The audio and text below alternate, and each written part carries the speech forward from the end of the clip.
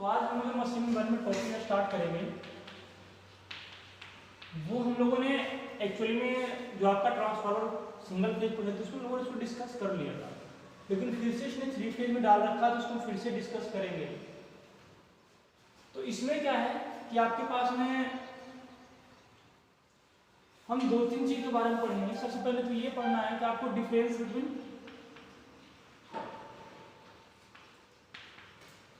Power transformer and distribution transformer. इसमें हम लोगों ने पढ़ा था डिस्ट्रीब्यूशन ट्रांसफार्मर होता क्या, पावर ट्रांसफार्मर होता क्या। इसमें हमें क्या करना है कि इन दोनों के बारे में डिफरेंस पता करना है, और ये क्वेश्चन बहुत इंपॉर्टेंट है। 5 मार्क्स 5 मार्क्स में ये क्वेश्चन आ सकता है आपका कि पावर ट्रांसफार्मर डिस्ट्रीब्यूशन ट्रांसफार्मर काम करता।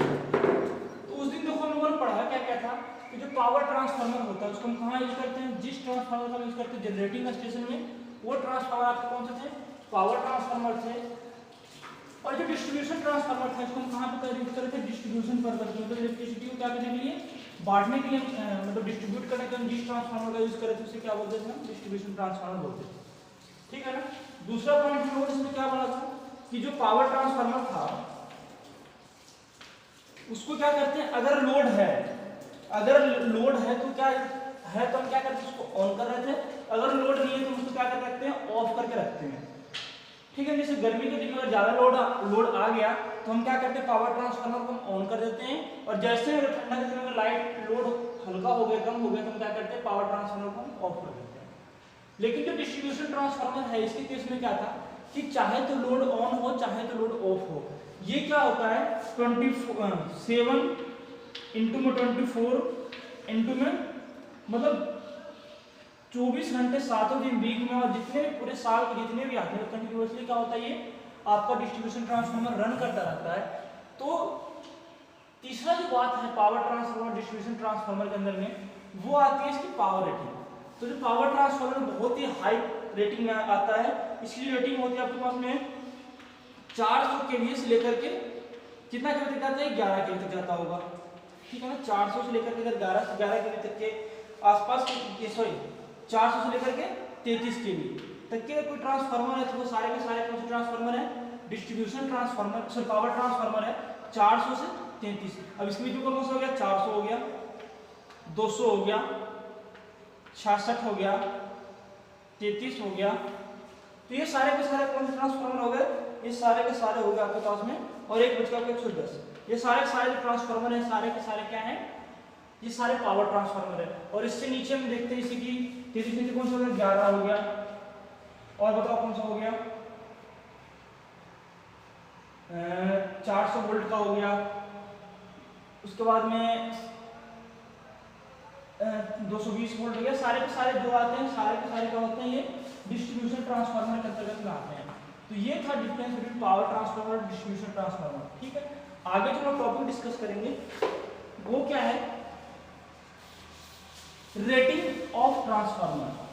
तो पहली बात तो ये है कि ट्रांसफार्मर की रेटिंग हम लेते हैं किस चीज में, रेटिंग ऑफ ट्रांसफार्मर। ट्रांसफार्मर की रेटिंग हम किस चीज में लेते हैं, तो ट्रांसफार्मर की रेटिंग हमेशा हम किस में लेते हैं, VA में लेते हैं। VA का मतलब वोल्ट एम्पियर, KVA में लेते हैं, क्या हो गया, किलो वोल्ट एम्पियर, और किस में लेते हैं, MVA में लेते हैं, मेगा वोल्ट एम्पियर। तो ये 3 चीजें हम क्या करते हैं, ट्रांसफार्मर की रेटिंग को लेते हैं।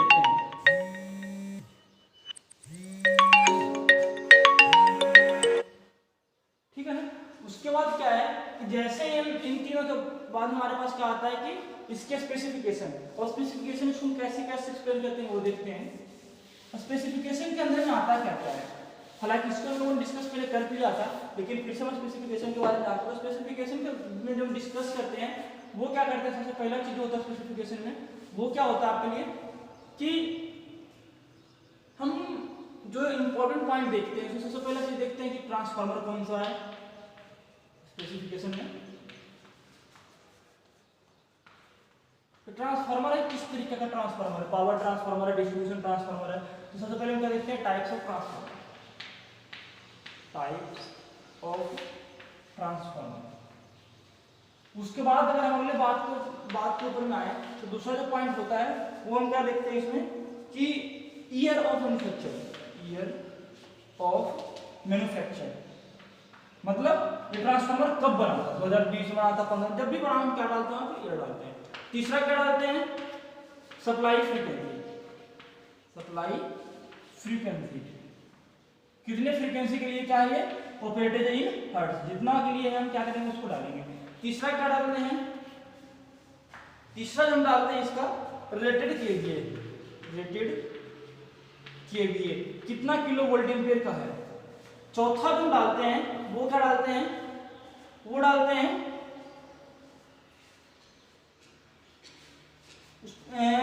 Connection type, connection type, connection type. अब कनेक्शन टाइप में क्या क्या चीज देखते हैं कि किस कनेक्शन में कौन सा हो सकता है, स्टार स्टार है, स्टार स्टार है, या फिर डेल्टा डेल्टा है, या फिर डेल्टा स्टार है, या फिर स्टार डेल्टा है। हम इन सब चीजों को देखते हैं। तो आप लोग को मैंने बताया कि जो डिस्ट्रीब्यूशन होता है, जो हमारे घर में सप्लाई आता है, उसमें कौन सा कनेक्शन होता है ट्रांसफार्मर में, डेल्टा स्टार। ये डेल्टा स्टार कनेक्शन आपको जो डिस्ट्रीब्यूशन ट्रांसफार्मर जो आपके घर में आता है सप्लाई जिससे, या फिर हम खेतों में यूज करते हैं, या फिर मोस्टली जितना भी इंडस्ट्री वगैरह हम यूज करते हैं ना, वो सारे कौन से होते हैं, डेल्टा स्टार होते हैं। तो ये कनेक्शन टाइप हो गया। उसके बाद क्या है, connection circuit diagram, circuit connection कैसे इसको जोड़ना है। अब सर्किट कनेक्शन में बोलोगे सिर्फ उसमें क्या होगा लिखा हुआ, उसमें क्या होता है, अगर प्राइमरी डेल्टा था, प्राइमरी क्या होगा, डेल्टा डायग्राम बना आएगा जैसे हम बनाते थे।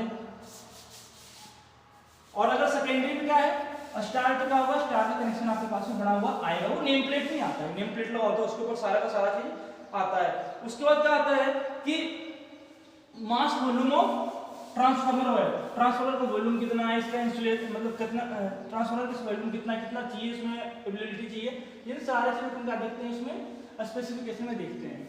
उसके बाद एक इंपॉर्टेंट पॉइंट इसमें और है, वो क्या है कि जो ट्रांसफार्मर होता है ना हमारे पास किस, जो BIS कोड है, मतलब जो स्टैंडर्ड कोड है हमारे पास में 2026, उसके अकॉर्डिंग हमारे पास ट्रांसफार्मर कितना केवीए में अवेलेबल है। तो सबसे पहले जो ट्रांसफार्मर वो 6.3 केवीए, 11 केवीए, 11 नहीं होगा, 6.3 के बाद आपके पास में 10 केवीए है, 16, 25, 40, 63, 100, 200,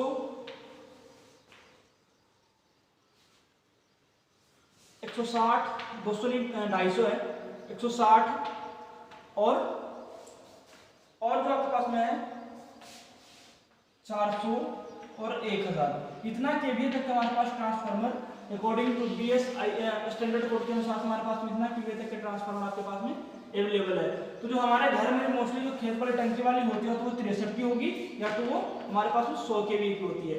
जो 25 केवीए की जो हम मानते हैं 24-25 केवीए का, वो हम यूज करते हैं बहुत ही मतलब कि जहाँ पे लाइट लोड है।